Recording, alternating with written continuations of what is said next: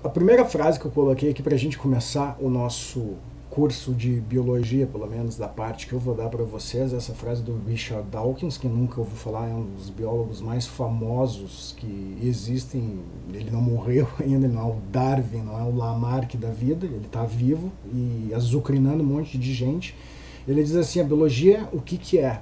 E geralmente a gente começa a aula de biologia, a primeira aula, dizendo o que é biologia, bio, vida, logos, estudo, biologia, estudo da vida e coisa. Eu acho isso muito chato e eu prefiro utilizar algumas outras definições que talvez nos ajude a fazer a gente pensar mais, né? E ele diz assim: a biologia é o estudo das coisas complexas, e bota complexa nisso, que dão a impressão de ter um design intencional.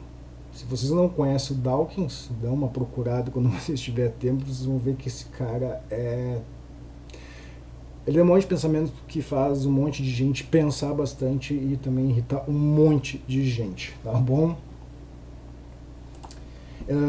Então assim, pessoal, deixa eu ver se tem mais alguém entrou. Eu tive minha fase do Dawkins quando eu era adolescente, descobrindo o ateísmo. Pois é disso que eu estou falando, né? O Dawkins, ele é campeão de irritar um monte de gente, e eu prefiro evitar esse tipo de polêmica, né? Porque eu realmente, as pessoas religiosas, que é tipo 80, 90% do mundo, né? Mas voltando aqui, então, eu sou o Cris, tá? Eu sou professor de biologia, e eu sou responsável pelo que a gente chama de Frente A, né? A Frente A tem 2 períodos para massacrar vocês durante 2 períodos, e a Frente B tem 1 período, que você tiver aula com o professor Thiago, maravilhoso professor Thiago, gosto muito dele, e eu vou ser responsável, a princípio, por esses 4 tópicos da biologia, tá? Biologia celular, ou citologia, biologia molecular, bioquímica e histologia. E eu fiquei muito feliz porque a biologia celular, molecular e bioquímica especialmente é uma das matérias que as pessoas acham que é uma das mais desgraçadas da biologia, que mais dá dor de cabeça, ainda mais falando de vestibular. A gente olha o vestibular, obviamente, da URGS de vários anos, e a gente tem visto que a banca anda sentando a porrada ainda nessa parte de biologia molecular, celular e bioquímica. Então, por isso que eu estou há 2, 3, 1 mês trabalhando muito em cima disso aqui para tentar fornecer para vocês a melhor experiência possível para a gente destruir essa prova do vestibular, tá bom?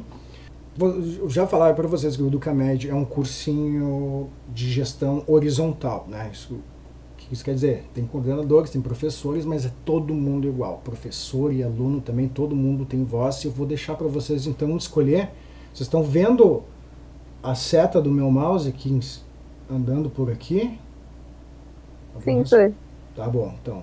Então vocês colocam no chat ali, por favor, porque como isso aqui é uma coisa democrática e horizontal, eu vou deixar vocês escolher qual é a matéria que vocês querem começar, tá bom? Eu vou dar uns 30 segundos, vocês têm que pensar rápido qual a matéria dessas 4 que vocês acham mais legal, que seria legal começar. Valendo. Vamos lá, citologia molecular. Olha só. Eu também sou programador nas horas vagas. Eu escrevi um script também aqui, que ele vai ler e vai me dar um resultado ali para ver os votos, tá bom?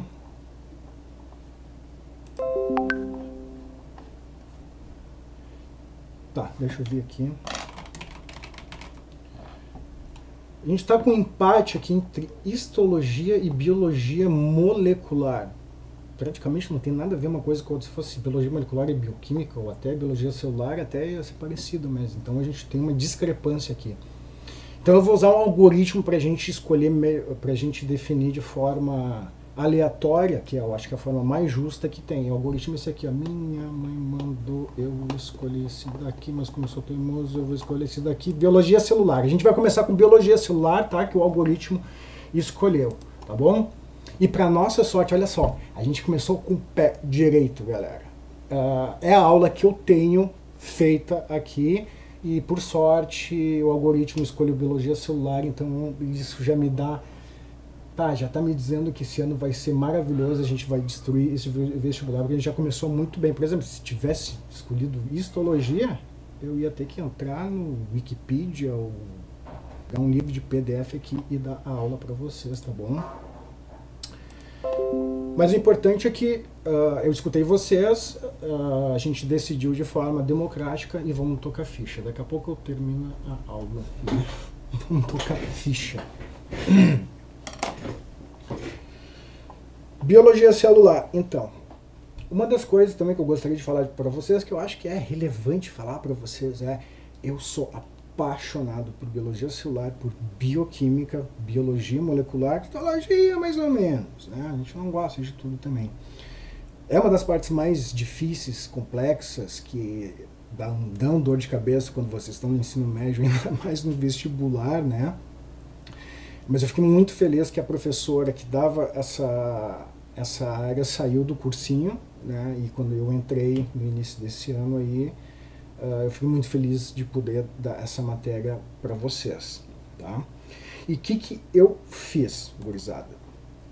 Eu dividi as nossas aulas não em aulas. Alguns professores, a aula 1 do dia, a aula 2, a aula 3, eu dividi em capítulos. Então, tentei deixar o mais organizado e lógico possível para ajudar vocês também a se organizar. E é por isso que eu dividi em capítulos, né? A gente vai ter um mês para trabalhar a biologia celular, que são 4 aulas, 4 quinta-feiras, para ver uma paulada de coisa. Então vai ter algumas aulas que a gente vai ver mais de um capítulo, alguns capítulos aqui, por exemplo, do citoplasma, que é bastante coisa, a gente vai levar mais que uma, tá? Mas eu separei dessa forma, por capítulo e não por aula. Ok? A gente vai começar essa primeira aula, esse primeiro período, vamos bem leve, vamos colocar uma música lenta, vamos servir um vinho, vamos tentar aproveitar o que a biologia tem de melhor para nos oferecer e a gente achar bacana. Então, eu vou ser bem leve com vocês nesse início aí, porque depois, quando chegar a bioquímica, o bicho pega. Então a gente vai ver diferenças entre células procarióticas e eucarióticas, estrutura de membrana plasmática, blá, blá, blá, blá, blá, por aí vai. Uma outra coisa que eu gostaria de dizer para vocês também é o seguinte. Alguns capítulos aqui eu considero como bem avançados. Cai no vestibular, é matéria de ensino médio, mas geralmente é o que não se fala muito, tipo comunicação celular, conexão entre células também. Mas eu vou dar uma passada rápida para tentar armar vocês e vai ter texto sobre tudo mesmo, que eu tenho que dar uma corrida em algumas partes aqui. Eu tentei deixar bem possível de vocês olhar esses slides aqui e dar uma dada. Nem precisar em procurar literatura ou livro aqui, mas que eu recomendo que seria bacana, tá? Então, nosso capítulo 1, e hoje a gente vai fazer o capítulo 1, 2 e 3. Tá bom? Eu espero. Tá.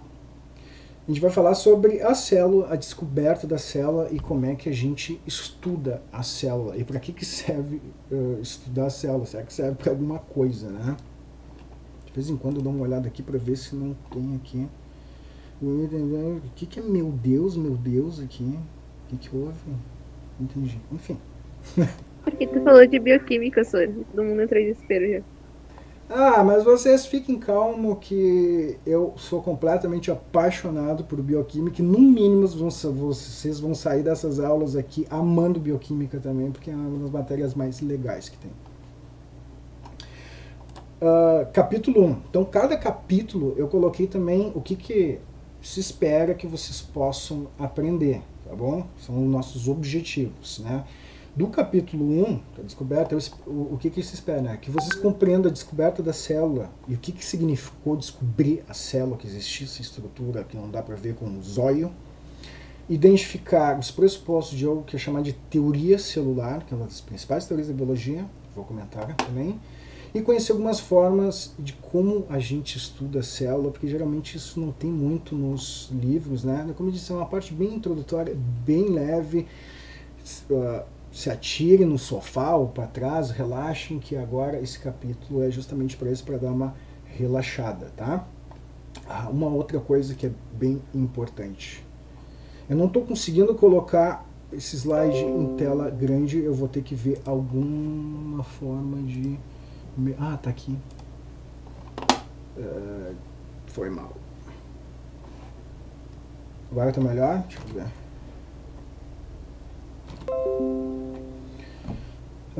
Ok, onde é que eu tava? Ah, galera, assim, ó, uma coisa que eu acho que é bem importante também, eu vou parar de fazer esses interlúdios aí, mas às vezes eu vou me lembrando de algumas coisas. O que acontece? A gente sabe que vocês têm histórias bem distintas de vida. Na escola, alguns tiveram muito pouco de biologia. Deixa eu ver, tem gente pedindo para entrar. Só um segundo. Já tem um fazendo gracinha, né? O programador, né? Não sei se tu notou que eu tava fazendo uma piada. Mas o que eu queria dizer, que é bem importante de verdade, tá? Eu brinco bastante, né? Mas algumas horas a gente vai precisar pontuar. Eu sei, a gente sabe que vocês vêm de histórias bem distintas, alguns tiveram de forma adequada algumas matérias, o cursinho geralmente é mais uma revisão ou algum aprofundamento, mas qual que é a base que eu penso, que meus colegas pensam? A gente começa pensando que, tipo, vocês não sabem chunga, vocês não sabem nada sobre célula, sobre bioquímica, sobre ecologia, para a gente poder nivelar aquelas pessoas que não tiveram um ensino médio ou já fizeram ensino médio há bastante tempo e não se lembram, para essas pessoas continuarem e se solidificarem no conhecimento. Então, eu mais ou menos às vezes divido as coisas assim, dando conhecimentos básicos, eu vou pedir paciência para quem já tem conhecimento, que se determinada coisa parece muito batatinha quando nasce, que tenha paciência por causa dos nossos colegas que não tiveram a mesma sorte que vocês. Eu vou pedir também paciência para alguns colegas que estão mais engatinhando, quando eu falar de coisas mais complicadas, mais avançadas, para a gente ajudar também essas pessoas que já têm alguma base e dar um passinho a mais, subir um degrauzinho a mais, ok? A gente tem que ter uma, como é que se diz? Tem mais gente entrando aqui, só um segundo. A gente tem que ter um pacto de amizade entre nós, de companheirismo, né? Não existe pergunta idiota, tá bom? Se alguém não entender algo que fique com vergonha, mas isso é tão idiota, parece tão idiota. Cara, não existe coisa idiota. Eu não sei um monte de coisa também e eu pergunto. Eu não tenho a mínima vergonha de dizer que eu não sei, ainda mais biologia, que geralmente as pessoas esperam, eu sou professor de biologia, que eu saiba, né? Mas então vamos fazer essa combinação e vamos tocar ficha. Então primeiro a gente tem que falar, quando falar de célula, é as bases da vida, o que a gente precisa para viver. É aqui que entra esse monólogo que eu vou ter que fazer. Se numa aula a gente ia conversar um monte de coisa, eu ia pedir um monte de exemplos e experiências de vocês, mas infelizmente não dá.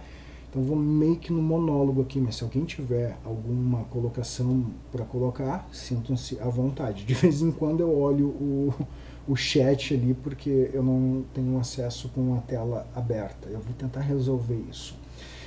Então, gurizada, para a gente viver, o que a gente precisa?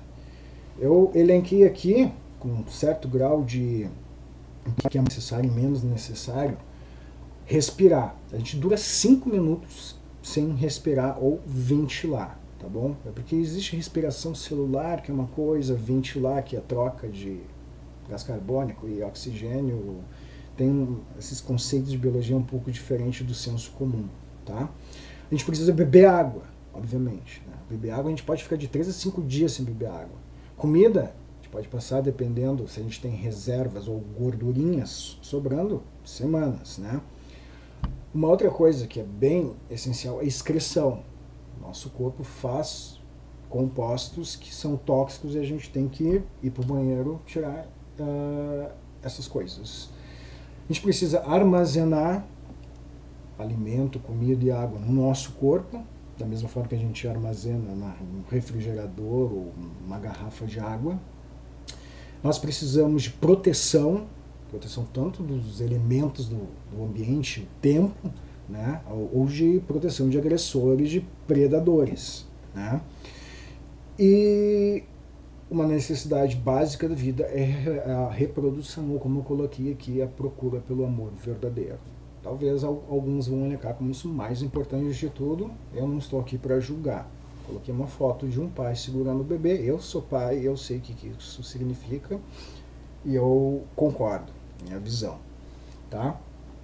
E essas necessidades, comer, beber, respirar, se reproduzir, são necessidades que a gente chama de fisiológicas. A gente tem uma fisiologia que nos mantém vivos e são necessidades que a gente precisa para viver. Quando a gente diz, aquela expressão, eu preciso fazer minhas necessidades fisiológicas, que vai no banheiro fazer cocô, mas é que não é só isso necessidade fisiológica. Respirar é uma necessidade fisiológica, a gente vai ver bastante na parte de bioquímica, tá? Desde os seres mais simples, os unicelulares, até os mais complexos. Isso aqui, aqui volta. Respirar, beber água, excretar, armazenar, desde o unicelular até o Homo sapiens. São necessidades universais dos seres vivos e é o que nos diferencia de seres não vivos. Tá?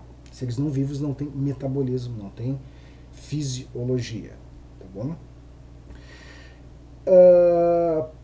E como eu coloquei aqui, né, a diferença entre seres complexos, Homo sapiens, uma bactéria, que é um procarionte, um lixo de pequeno, a gente tem os mesmos problemas para resolver, só que unicelulares resolvem de uma forma e seres mais complexos resolvem das formas mais complicadas possíveis, que nos dificulta no vestibular, tá bom? E toda essa complicação fisiológica que a gente vê, ela tem um preço, que é morrer. As bactérias, elas são amortais. As bactérias, elas vivem 20, 40, 1 hora, se dividem e não mortar. Elas podem morrer por alguma pressão, por alguma coisa, mas se deixar, elas não envelhecem. Elas duplicam o material, se clonam e não morrem nunca. Tanto é que a gente pode, até hoje, a gente pode acreditar que a primeira bactéria que existiu no planeta, mais ou menos 4, 13,5 bilhões de anos atrás, ela pode estar viva até hoje, porque ela se clona, ela continua. Nós não nos clonamos, a gente faz uma reprodução sexuada que é um pouco mais diferente, mas é como se dá a nossa... a gente se perpetua. E todas as necessidades fisiológicas, em última análise, é a célula que faz. É por isso que a gente vai ler em alguns lugares que a célula é a unidade fisiológica, porque excreção, respiração, armazenamento é tudo baseado na célula. Algo menor que a célula não é possível de haver vida ou de haver essas necessidades serem contempladas. Vou dar uma voltada rápida na história sobre a visão que a gente tem de vida e até da célula. Os primeiros caras que falam, que pensam, escrevem algo mais legal sobre a vida é o Aristóteles, que não só a vida, física, biologia, química, filosofia, o Aristóteles fez tudo, né? E eles acreditavam naquela época em algo chamado de abiogênese. Seres vivos, grandes, animais, pessoas, cavalos, né? Eles vinham de outro animal grande, que era bem óbvio, porque nascia, né? Só que eles acreditavam naquela época, 2.000 anos e 2.300 e 2.400 anos atrás, que a vida pequena, de moscas, por exemplo, ela tinha uma origem que não era biótica, não era de outro ser vivo, era uma origem abiótica, a partir de matéria inanimada. Isso a gente chama de abiogênese, que não é a matéria que eu vou dar, eu não sei que é a matéria de evolução que se trata isso aqui, mas só uma passada rápida, tá bom?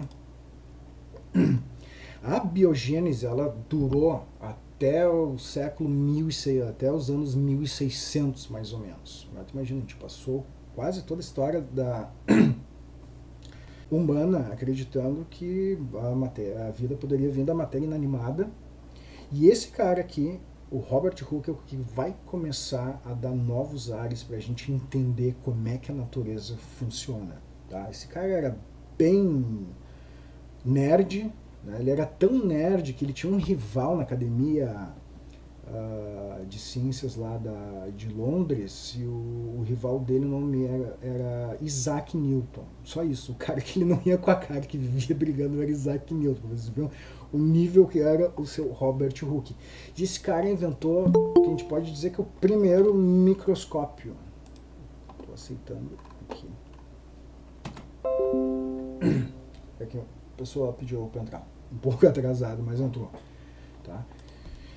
E a primeira coisa que esse cara lançou mão para dar uma investigada com esse microscópio foi uma parte de uma planta que chama de cortiça, e essa é a imagem que tem no livro dele, e ele viu essas estruturas aqui que parecem uns quadradinhos, ele entendeu que parecia uma cela de gente presa, né, de prender o bandido, né? E como era muito pequeno, ele próprio denominou como célula, que é um diminutivo de cela. Ok? Em 1665, já faz um pouquinho de tempo, ele publicou um livro com um monte de coisa bem bacana com esses achados com o microscópio dele. Ele colocou objetos artificiais, ele colocou piolho, olho composto da mosca, não conseguiu ir muito na célula também. Quem vai conseguir olhar a célula mais adequadamente é esse sujeito aqui chamado de Leeuwenhoek, e é o primeiro que vai começar a brigar por causa dessa história de abiogênese, tá? Um pouco depois do Hooke, 1775, o Leeuwenhoek ele consegue enxergar células vivas, coisa que o Robert Hooke não conseguiu fazer. E como eram seres pequenos, muito pequenos, dava para enxergar com o olho nu, ele chamou de animáculos, ou animais pequenos. Tá? Entre as espécies que ele conseguiu identificar, coisa muito legal, glóbulo vermelho, células estriadas musculares, espermatozoide, tá? E a biogênese cai nesse momento por causa desses achados. Eu estou aceitando mais gente aqui, tá bom? Não. A biogênese ainda vai durar uns 188 anos, os cientistas brigando se a vida pode ir da matéria inanimada ou não. Então aqui a gente tem... E o legal, só uma curiosidade, o Leeuwenhoek ele não era um cientista, ele era um comerciante endinheirado, que era cientista de final de semana. Ele inventou os microscópios dele, uns projetos de final de semana dele. Por isso que ele tem essa roupinha aqui, essa foto bem bacana aqui, com um bigodinho assim, fashion na época, né? Ele fazia o maior sucesso na época esse tipo de bigode dele. O tempo passa mais um pouco por causa do trabalho do Robert Hooke, Leeuwenhoek, esses dois caras com esses nomes desgraçados de falar, que é o Schleiden e Chivan. Um trabalha com plantas e outro trabalha com animais. E eles começam a... Como, por exemplo, o Schleiden trabalha com planta, ele começa a investigar uma porrada de planta diferente, metendo no microscópio e fazer assim. Mas parece que todo vegetal que eu vejo é feito de célula. Aí ficou com aquele negócio na cabeça. Um ano depois, além da publicação, o Chivan faz a mesma coisa, só que com células animais. Ele começa a ficar aquela pulga atrás da orelha. Tudo quanto é espécie de animal que eu coloco aqui tem célula. Eles começam a imaginar que todo ser vivo é feito de célula. Hoje que a gente já sabe um monte de coisa,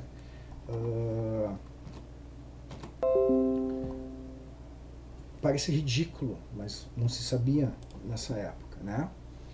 Então, para terminar essa parte, a tal da teoria celular. Foi esse sujeito simpático aqui e muito bem apresentado, o Rudolf Virchow. Teve uma vez que ele estava enchendo a cara no boteco lá com os amigos dele, ele subiu na mesa ali e disse: "Homine cellula ex cellula", ou seja, em latim, toda célula vem de outra célula pré-existente. Tá, essa história ele não estava bêbado, não fez isso, né? Às vezes eu viajo, talvez ajude vocês a lembrar, tá? E a partir disso, juntando tudo que se descobriu antes, se desenvolveu aquilo que a gente chama de teoria celular, tá? que é a teoria celular? São 3 pressupostos principais. Todo ser vivo é formado por uma ou mais células, como o Shivan viu, como o Schleiden viu. A célula é a unidade estrutural e fisiológica da vida, porque daí a pessoa já começa a estudar o que a célula faz. Tudo quanto é ser vivo tem célula, deve fazer algo importante, né? E tão importante quanto, pode parecer óbvio hoje, mas é quando se estabelece que toda célula vem de outra célula. Não é em 1855 que vai cair a biogênese só vai cair lá em 1862, quando o Louis Pasteur vai aquele experimento dele que é famoso dos frascos pescoço de cisne. Tá? Mas isso aí o professor que vai dar evolução vai tratar com vocês. Só queria dar uma introdução para ver de onde é que saiu essa história de célula, né? Acharam como, né? Continuando nosso tour, a nossa turnê, nosso passeio na descoberta da célula, eu vou falar um pouquinho sobre como é que se estuda a célula. Porque uma coisa vocês devem ter estudado, deixa eu ver aqui, assim, descobertas incríveis. Se toda célula vem de outra célula, de onde vem a primeira célula? Tá, essa pergunta é fantástica e maravilhosa, mas eu vou ter que deixar para depois, mesmo porque isso aqui é matéria que um outro professor vai dar, tá bom, Paola? Depois, no final ali, eu vou dar os meus contatos. Se vocês tiverem esse tipo de pergunta que eu vou ter que dar um skip aqui por questão de tempo, vocês podem entrar em contato direto comigo e a gente troca uma ideia, tá bom? De vez em quando eu olho ali. O que eu estava falando? A gente vai passar a maior parte do nosso treinamento, eu chamo de treinamento, a gente vai estar treinando a entender biologia celular, tá bom? Vocês são trainees em biologia celular. Depois vão ser de bioquímica.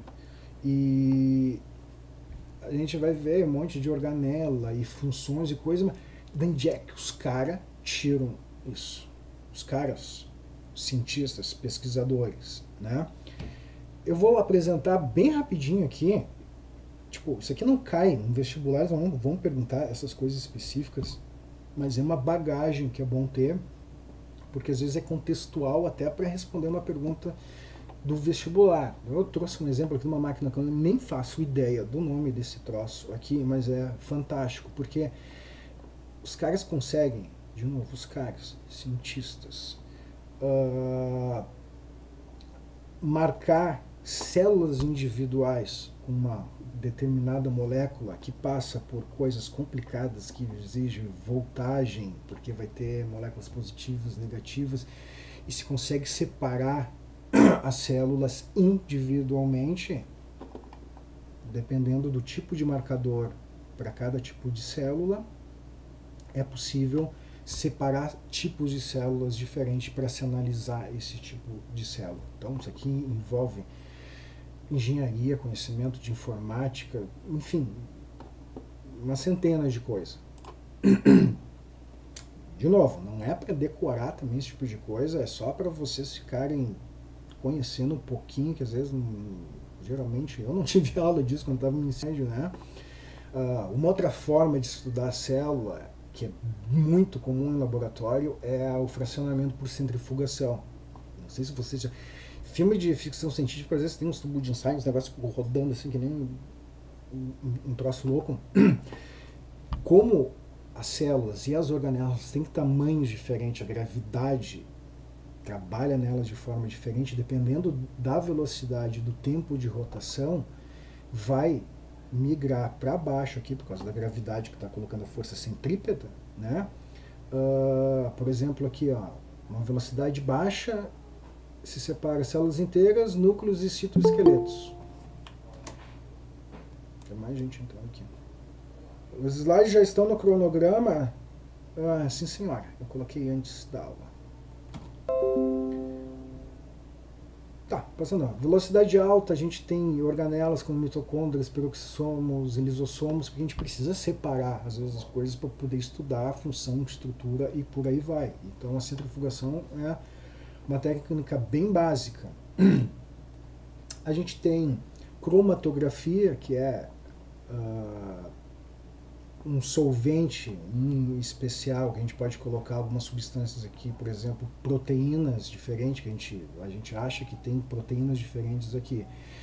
Com o tempo, e por causa desse solvente, ele vai decantando, e dependendo do tipo molecular que é cada proteína ou as substâncias que estão vendo, elas vão se separar por causa do tamanho delas, ou por causa da carga, ou das suas características, e a gente consegue fracionar e coletar para poder estudar com outras técnicas também. Uma coisa bem básica, a cromatografia. Eletroforese em gel. Isso é uma coisa que eu fiz assim, ó, uns 2 ou 3 anos na minha graduação, quando eu estava na iniciação científica, né? A eletroforese em gel, às vezes até aparece tipo de, isso aqui seria biotecnologia, mas pode parecer, até contextualizando no vestibular, esse tipo de coisa. A gente tem um gel, que é uma gelatina. Não é uma gelatina que a gente come de poliacrilamina, que é cancerígena, né? Mas a gelatina, molecularmente, ela é uma grade, né? Se a gente tem aqui uma proteína que tem 2 subunidades, que tem duas porções, tá? A gente desnatura, ou seja, separa essas porções e coloca numa corrente elétrica, elas vão com o tempo migrar naquele gel. Se a proteína é uma estrutura muito grande, ela vai ter dificuldade para passar na malha e vai passar mais devagar. O que é menor passa mais rápido e vai mais lá para o fundo, mais para baixo do gel, tá bom? Aqui a gente tem a imagem real, isso aqui é a vida real de um laboratório, uma eletroforese. Eu não sei o que é isso aqui pode ser proteína, pode ser DNA. A gente é capaz de identificar, a gente pode pegar uma célula e identificar alelos, genes diferentes, alelos diferentes. Não sei se você se lembra que é um alelo, que são formas diferentes do mesmo gene para uma característica, a gente consegue separar essas coisas numa eletroforese. O gene não é uma entidade, sabe, que só existe na mente ou na matemática dos biólogos, dos geneticistas, né? E a gente consegue enxergar isso dessa forma, tanto que é possível, quando a gente separa, por exemplo, um DNA, a gente corre um DNA num gel, a gente pode cortar essa parte do gel aqui para pegar esse gene e usar para sequenciamento, para amplificação, PCR, que hoje se fala em PCR o tempo todo por causa dos testes de Covid, né? São técnicas que a gente usa em laboratório. Loucuras. Olha só, o que esses caras são capazes de fazer, né? Isso aqui é a cristalografia por raio-x. Raio-x todo mundo sabe o que é, todo mundo já teve que fazer algum raio-x na vida. A gente tem uma máquina que emite raio-x, como aquelas que a gente faz chapa para osso, enfim, para ver alguma coisa, só que eles colocam proteína em forma de cristal. Os raios-x, eles batem, só que diferente daquela chapa de raio-x, que é só por densidade, a gente só enxerga densidade, né? Se o osso é muito denso, ele fica branco, o tecido mole fica escuro. Na cristalografia, o cristal, o raio-x bate e espalha, e dependendo como ele espalha, a gente vai ter essa chapa aqui, uns desenhos muito louco, que parece de arte moderna. Só que os cientistas, eles conseguem calcular esses padrões aqui e entender qual é a conformação tridimensional estrutural de uma proteína, que é algo muito pequeno. Depois a gente vai ver, parte de bioquímica, aqui tem um monte de alfa-hélice, a estrutura da proteína a partir de uma imagem dessa. Cara, esse tipo de coisa eu acho muito louco. Esses caras eles tinham que ganhar que nem um jogador de futebol famoso, porque eu fico impressionado. Outras coisas muito legais que a gente trabalha também, quando trabalha em laboratório de biologia molecular, por exemplo, que eu trabalhei, análises com informática de bioinformática. Né? O que a gente está vendo aqui, pode parecer meio louco, um monte de letra, cada letrinha dessa é um aminoácido. Tá? Quem não se lembra que é aminoácido, proteína, uma proteína é um monte de aminoácido ligado um atrás do outro. E cada aminoácido tem um códigozinho G, V, T, Y aqui. Isso aqui é um sequenciamento de proteínas. Pô, só aí já estava legal conseguir identificar o que é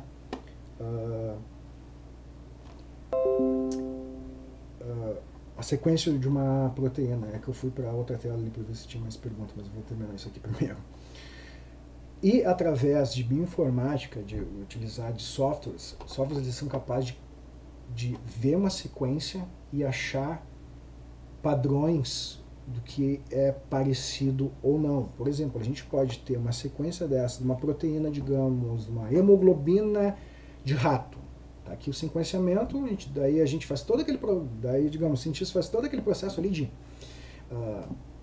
separar a proteína por cromatografia ou o jeito que for, sequencia esse negócio e compara a hemoglobina de rato e a humana, e a gente vê a porcentagem que elas são semelhantes. E aqui a gente começa a descobrir coisas que são até meio assustadoras, porque vão existir proteínas de bactérias, enzimas que fazem funções fisiológicas que são muito, quase completamente parecidas com nós de seres humanos, que a gente acha que é o topo da cadeia alimentar. A gente é tão parecido fisiologicamente com uma bactéria que vocês não fazem ideia. Talvez vão começar a fazer ideia depois que a gente terminar a biologia celular, molecular e bioquímica. O nome disso é análise BLAST. Top, muitas coisas causam câncer consumidas em excesso. Sim, mas não dá. Deixa eu ver aqui. Gelatina real, gente. Não é de gelatina, é tipo gelatina. Então, as coisas causam câncer, eu acho que não tô pensando. Essa gelatina é cancerígena. Vamos prestar atenção daqui a pouco. Vocês agora, imagina amanhã vocês saem falando aí, o meu professor de biologia disse que gelatina é cancerígena. Eu falei, a poliacrilamina, que é um gel, ela é cancerígena. A gelatina que a gente come não é nada de cancerígeno porque ela é baseada em colágeno, que a gente vai estudar bastante colágeno. Agora. Não, senhora, eu nunca mais ia comer gelatina, só isso. Gente, preste atenção, pelo amor de Deus. Me queimar o filme ainda, né? Até explicar. Não, eu tava falando de poliacrilamida. Mas ok, esse tipo de coisa acontece. Mas daí vocês perguntem. Ainda bem que vocês perguntam, vocês falam que viu como isso é importante. Eu só não consigo olhar o tempo todo aqui. Tá, eu vou dar uma pulada aqui, vocês depois podem dar uma olhada com mais calma. Isso aqui é para ter uma noção de escala, né, do tamanho das coisas. Polegar, um pedacinho de nada do polegar, a gente consegue ver aqui a impressão digital, só esse pedacinho a gente tem aqui o tecido epitelial, o tecido conjuntivo, a gente vê essa parte de células, a gente vê a célula epitelial, pouca matriz celular, que é uma característica do tecido epitelial que eu vou dar em histologia para vocês, uma mitocôndria, enfim. A gente não precisa, a gente vai ver com detalhes essas coisas aqui. Chamada termina em 10 minutos, ok. Já termino isso aqui.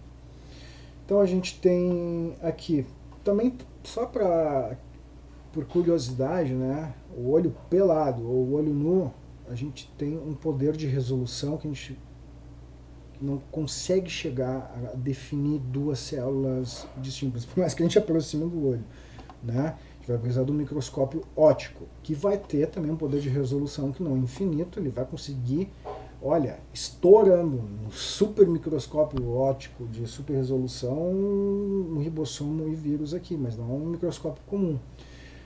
O show da coisa é o microscópio eletrônico, aí sim, esse cara consegue fazer imagens com uma definição 4K, se não 8K, e consegue chegar até quase num átomo, de tão grande que é o poder de resolução do microscópio eletrônico. Tem outro tipo de microscópio que se chama de força atômica e outros métodos de gerar imagem que já se conseguiu fotografar, fazer uma imagem de um átomo isolado. Eu acho esse tipo de coisa fantástico, cara. Um átomo é um troço que a gente não tem noção de tão pequeno o quanto é. Tá? A parte mais divertida que eu acho dessa aula é dar uma olhadinha sobre como é que a gente, então, falando em microscópio, que é um baita dos grandes ferramentas que a gente teve para descobrir sobre a célula, os tipos de imagem de microscópio que a gente tem e o que a gente consegue enxergar, o que a gente consegue aprender. Aqui, ó, no ar, a gente tem aqueles microscópios lá do laboratório de ciências do colégio de vocês, que não dá para enxergar nada direito, porque é mais barato, né? Existem técnicas também, ou tipos de microscópio ópticos, que vai ter umas luzinhas diferentes, que dá mais contraste, daqui a gente já consegue identificar núcleo, nucleolo, organelas aqui, no microscópio óptico simples, tá? Algo que é muito importante também, as células elas não têm cor, para falar a verdade, né? Porque elas são muito pequenas e elas são translúcidas se a gente colocar luz. Mas o que a gente pode fazer é colocar alguns tipos de corante que vão se ligar com estruturas especiais da célula e a gente enxergar muito melhor e criar obras de arte, tipo essa aqui. Esse aqui é um túbulo renal, onde a filtragem de sangue, né, a gente consegue identificar os núcleos bem bonitinho até a divisão, onde é que começa uma célula e termina a outra. Isso aqui é um epitélio cúbico, que a gente vai ver em histologia. Agora não é para se estressar com isso, é só para curtir. Aqui do lado, que também tá com substâncias especiais para colorir, a gente está vendo um vaso de uma planta. Aqui no meio a gente consegue ver o xilema, que é o que leva a água para as folhas, para a fotossíntese, né? A gente pode ver depósito de lignina, a gente vai dar uma olhadinha nisso aqui, um pouquinho mais de detalhe. A gente tem o floema aqui também, que é o que traz a seiva elaborada, ou seja, a glicose que foi feita na folha para o resto da planta. A gente já está fazendo um spoiler aqui de uma aula que eu não vou dar, que é de fisiologia vegetal, mas tem um negócio bem bacana aqui. Isso aqui, vocês conseguem identificar que imagem é essa? Eu vou dar 5 segundos para alguém poder escrever ou abrir o microfone e falar. Não, dormiram. Buraco negro. Eu acho válido. Uma árquea. Árquea bactéria. O pessoal tá... Bom, falta 5 minutos, deixa eu ver aqui. Fogo de artifício no final do ano, tudo parece mesmo. Mas a gente vai ver que se consegue marcar certas estruturas celulares com moléculas que são fluorescentes, ou seja, elas se grudam numa determinada molécula, a gente joga uma luz, ela entra no estado de excitação e joga fóton, joga luz.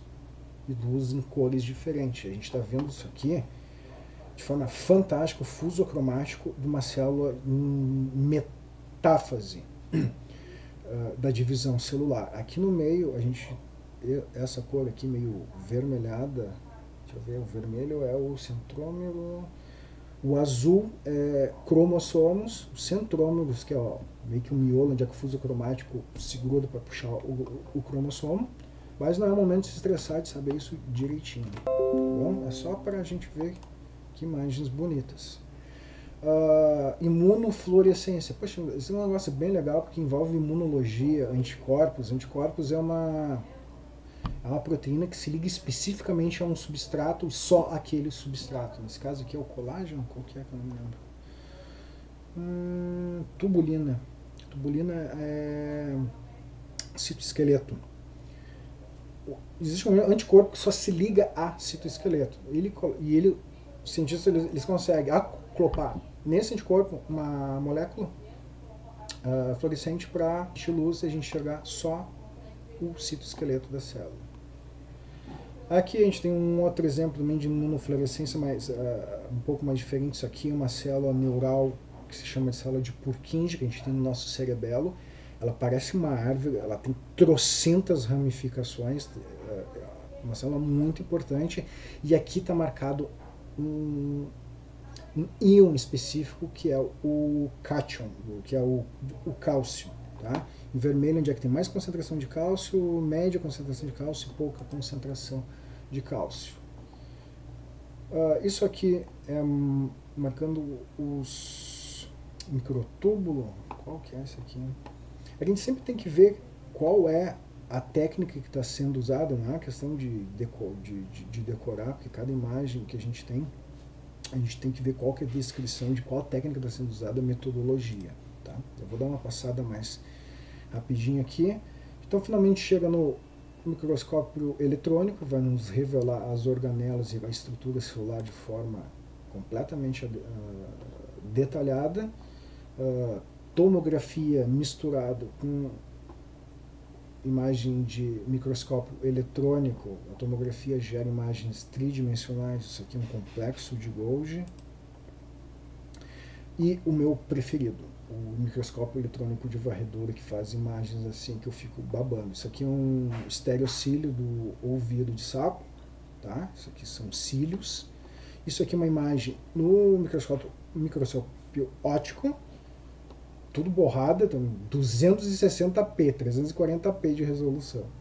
Aqui o microscópio eletrônico, a gente está numa baita de uma resolução, aqui está em 4K, e uma imagem tridimensional desse negócio aqui em 8K, maravilhoso, 3D. Aqui a gente também vai ter, vocês podem dar uma olhada também, que isso aqui é mais curiosidade. A gente vai agora para a parte de unicelular e pluricelular, só que eu acho que vai terminar.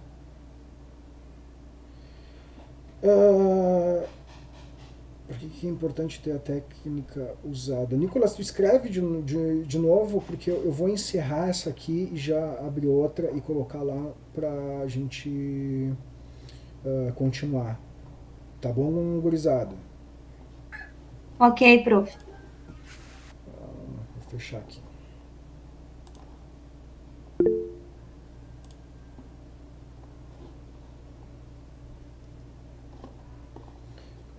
Encerrar.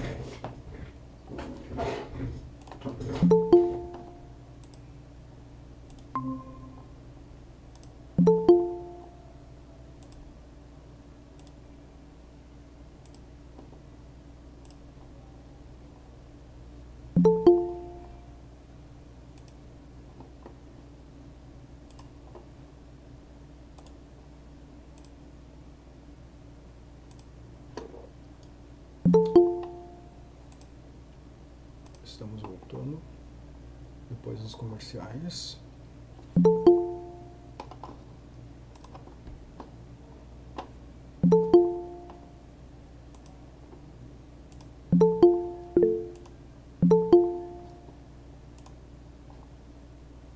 Quem é que tinha feito uma pergunta que a gente perdeu porque eu tive que fazer outra comercial? Foi o Nicolas, né? Ô, Nicolas, refaz a pergunta. Ah, não.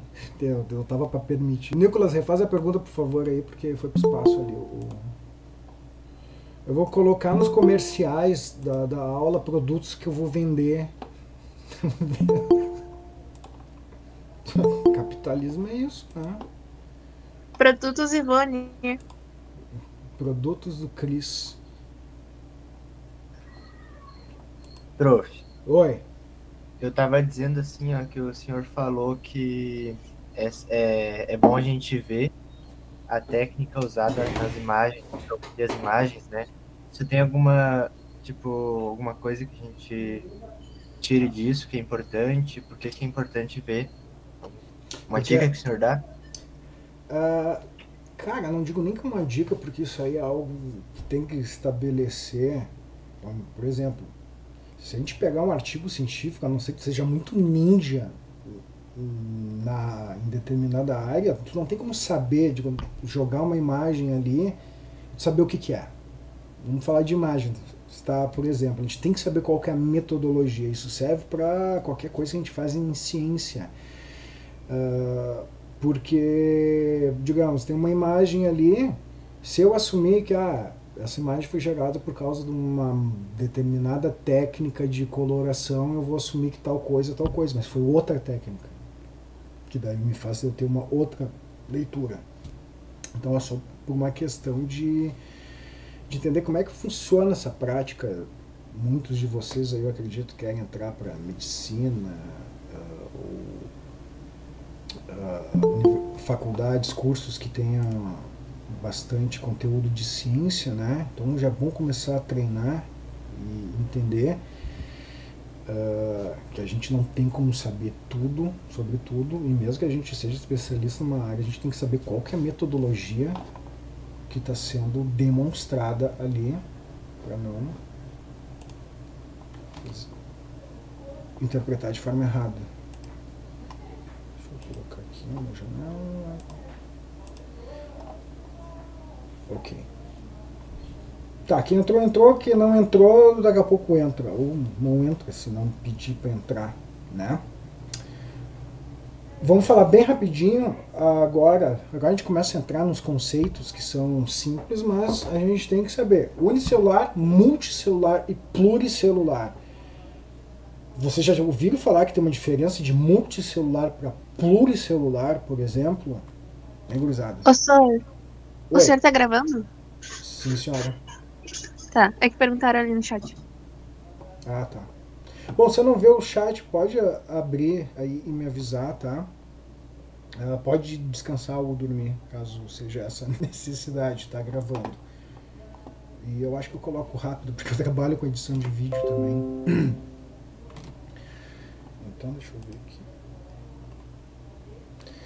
Então tá, isso aqui é uma coisa que é bom entender conceitos básicos, né? O unicelular é um conceito bem fácil, é um organismo que tem uma célula só. Tá?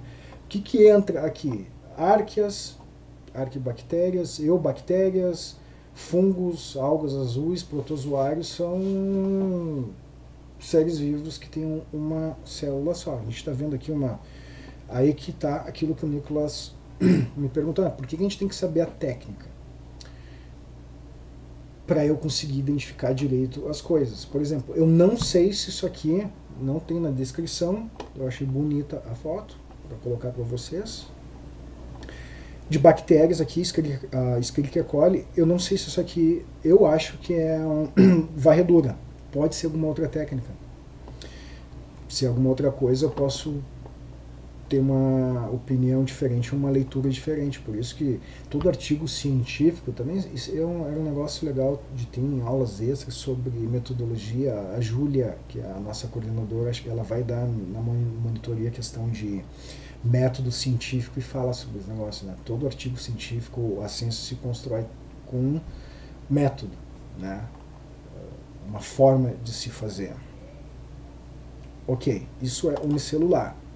Quando a gente vai para multicelular, a gente está se referindo a organismos que são feitos de mais de uma célula, mas eles não fazem tecidos verdadeiros. A gente chama de tecidos verdadeiros. O que é um tecido verdadeiro? É quando uma célula se diferencia para fazer uma função específica, ou de nutrição, ou de respiração, ou de reprodução, ou por aí vai. Tá? O que a gente tem? A gente tem, por exemplo, as algas marinhas, que a gente pode ver, talvez vocês já tenham entrado em contato. Nesse caso aqui, isso aqui se chama, como é que é? Algacultura. Esse sujeito com esse chapéu maneiro aqui é uma plantação de alga. Tá? E isso aqui não é um pluricelular, é um multicelular e está no reino protista, junto com os protozoários. Tá? Por mais louco que isso pareça ser, mas eu não sei, o outro professor da biologia vai falar isso, explicar isso direito para vocês. Tá? Fungos e algas entram nessa função aqui. Plâncton. Plâncton depende, porque plâncton tem dois tipos de plâncton. A Cartier, a gente tem o fitoplâncton, que daí são unicelulares, geralmente, né? E o zooplâncton, que são microcrustáceos, que são animais e são pluricelulares. Massa a pergunta. Eu vou anotar aqui. Eu vou anotar as perguntas boas, quem vai ganhar ponto na média depois. Ok.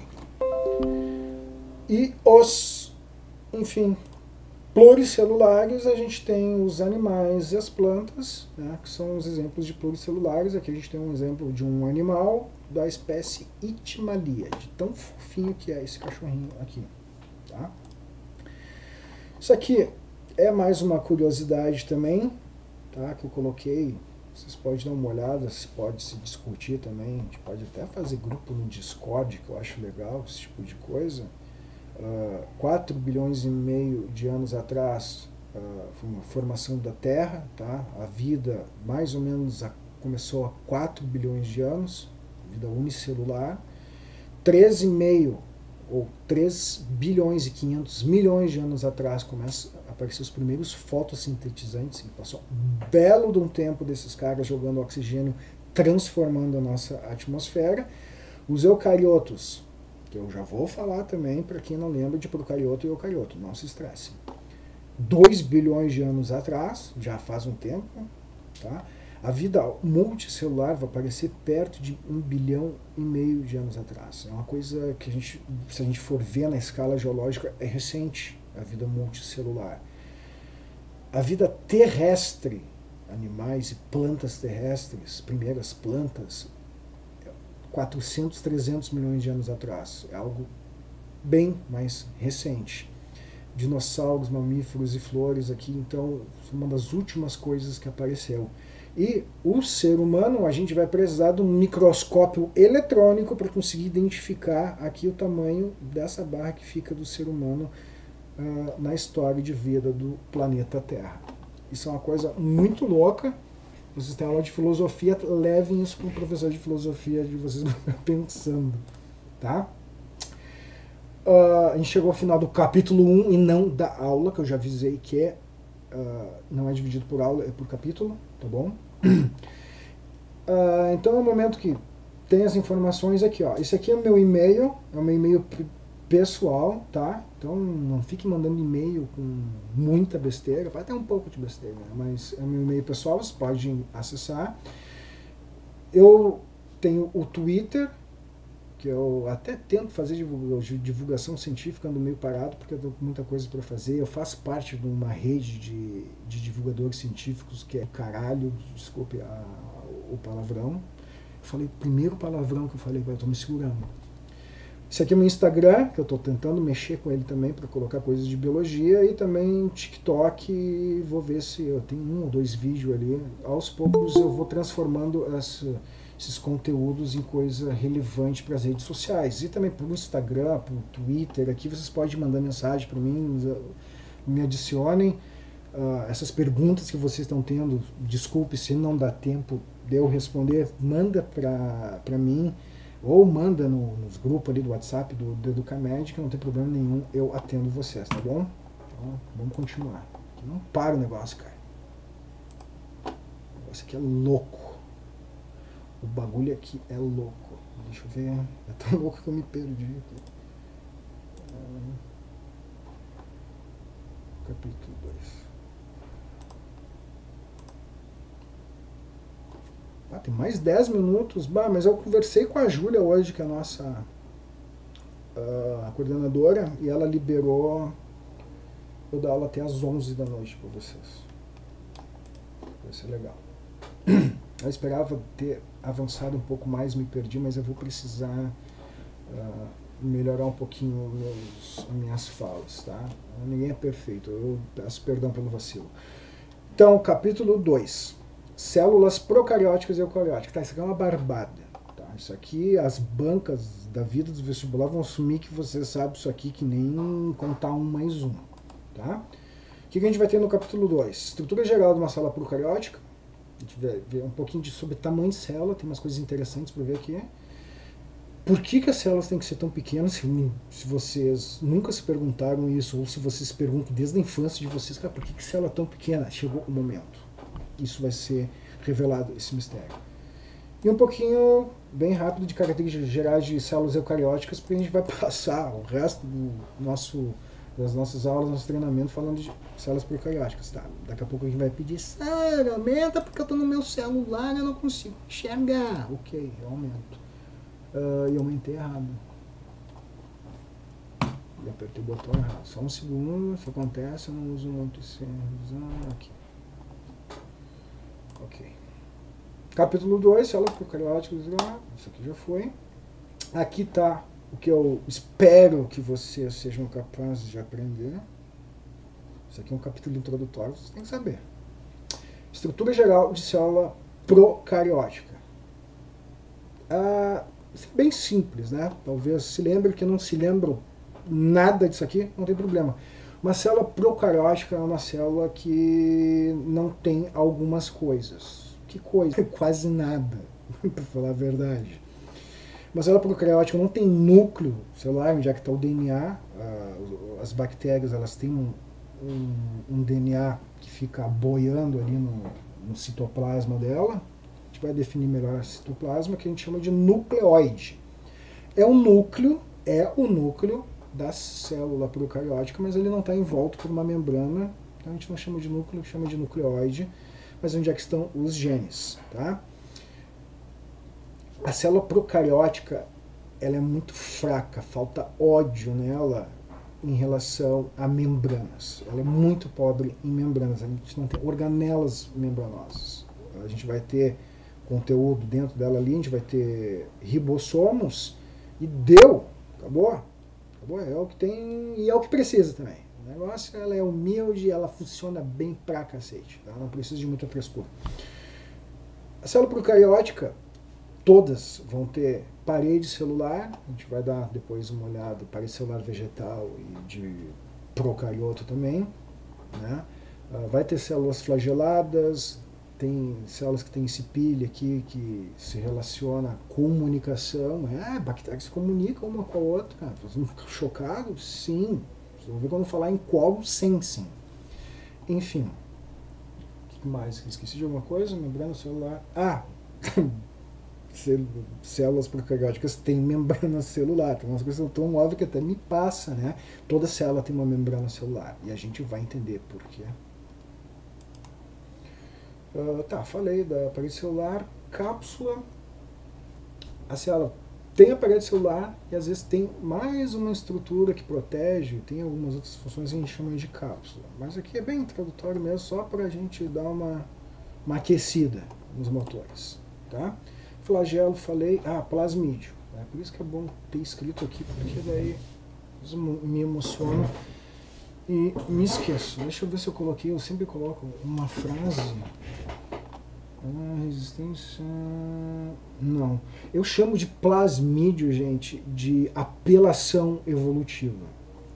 A gente vai ter que ver isso em biologia molecular, tá? Mas, spoiler, além do DNA que a bactéria tem, o núcleo dela, com todos os genes, ela tem pequenas moléculas de DNA que tem genes, por exemplo, de resistência a antibiótico.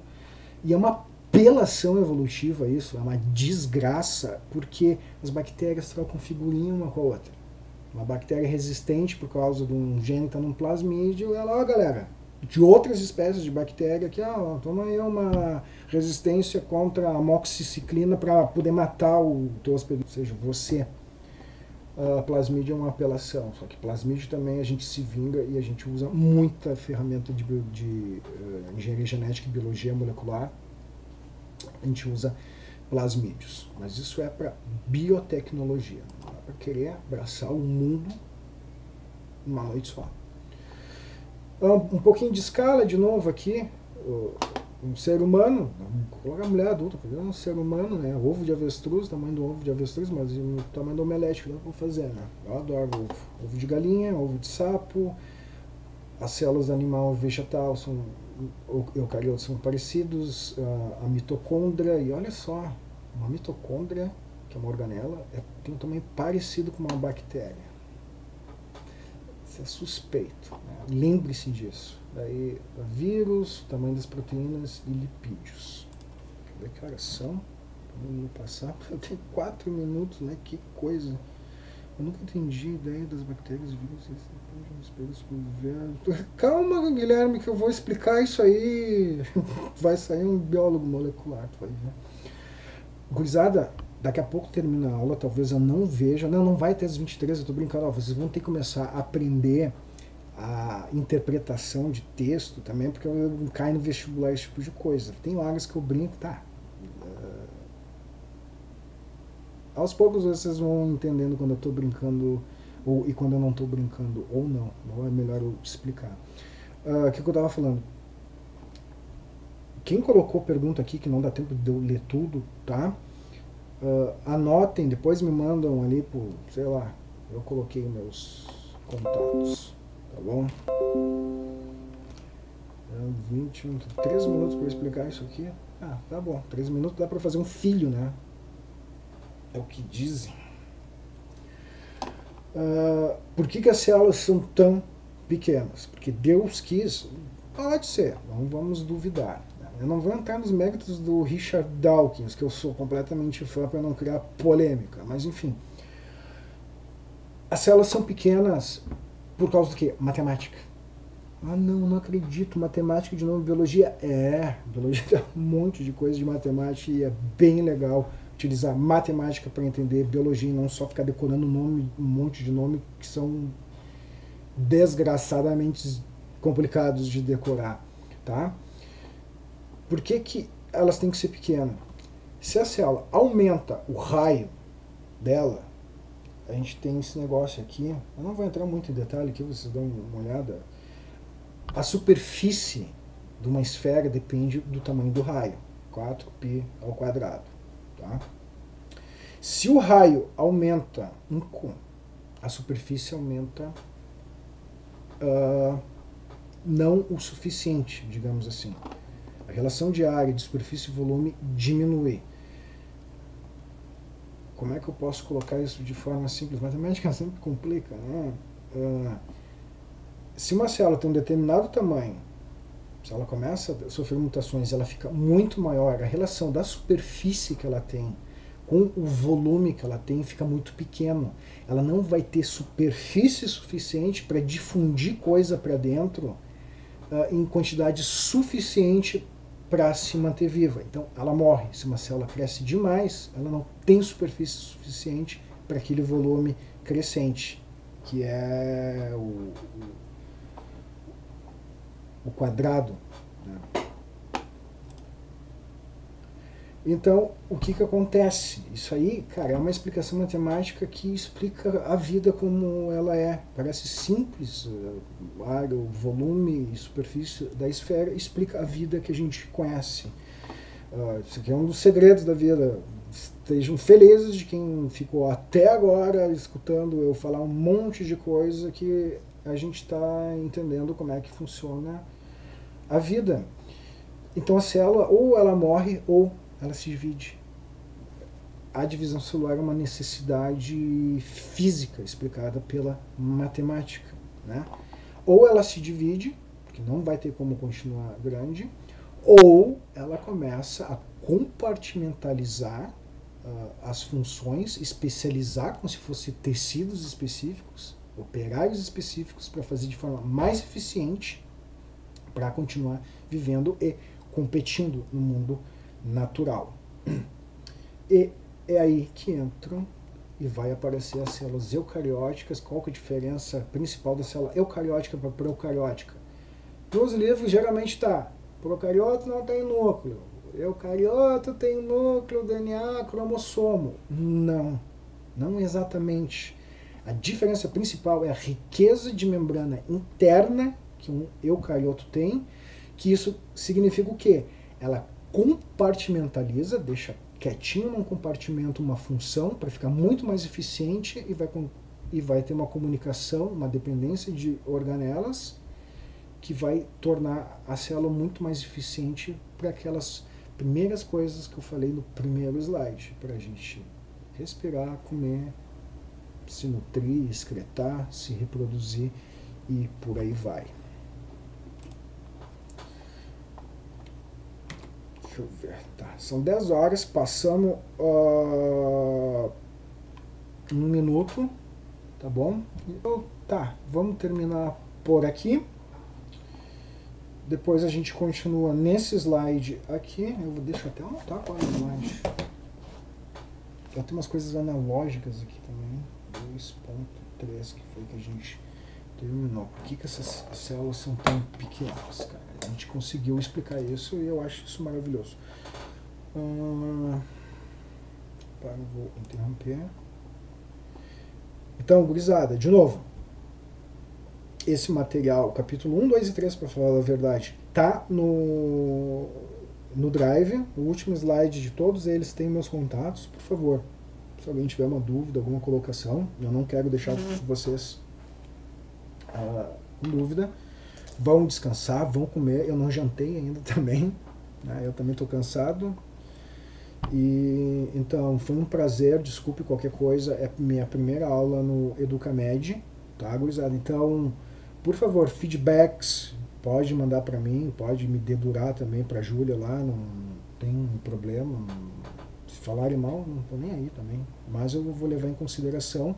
A ideia é tentar fornecer para vocês uma experiência que seja agradável, que seja bacana e que vocês possam aprender o melhor e o mais possível, tá bom?